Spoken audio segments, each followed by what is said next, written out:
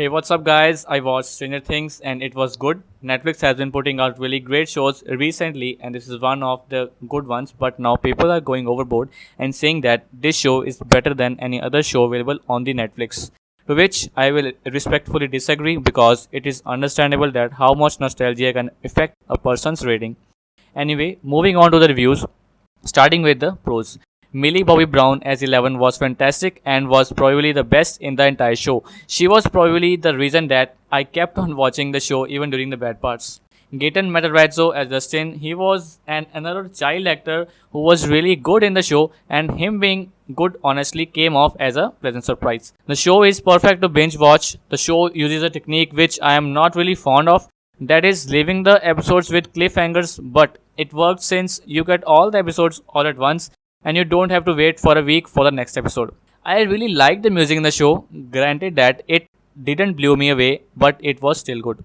The friendship, you really buy them as friends, that's really hard to achieve, and the show did that wonderfully.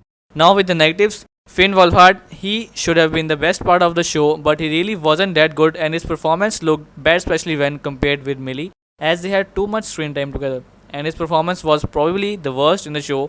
Also, his character wasn't written that good in the first place. The Nancy Wheeler storyline was probably the worst part of the show. Nancy Wheeler's storyline felt totally cliche and straight up bad. I can't explain why it was bad since it will include spoilers.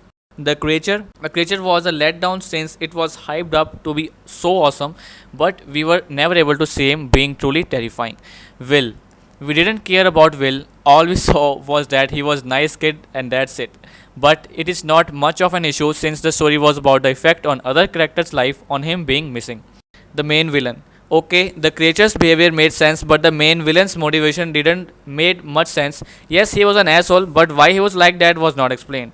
Hope there is more characterization in the next season.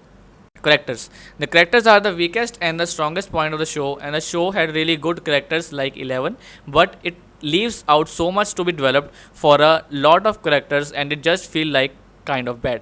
Still, it's only 8 episodes. Verdict. Was Stranger Things a great show? Depends on who you ask. For me, it wasn't. But it is definitely worth your time if you have nothing to do for 8 hours, since the show is best enjoyed while watching it all in one go.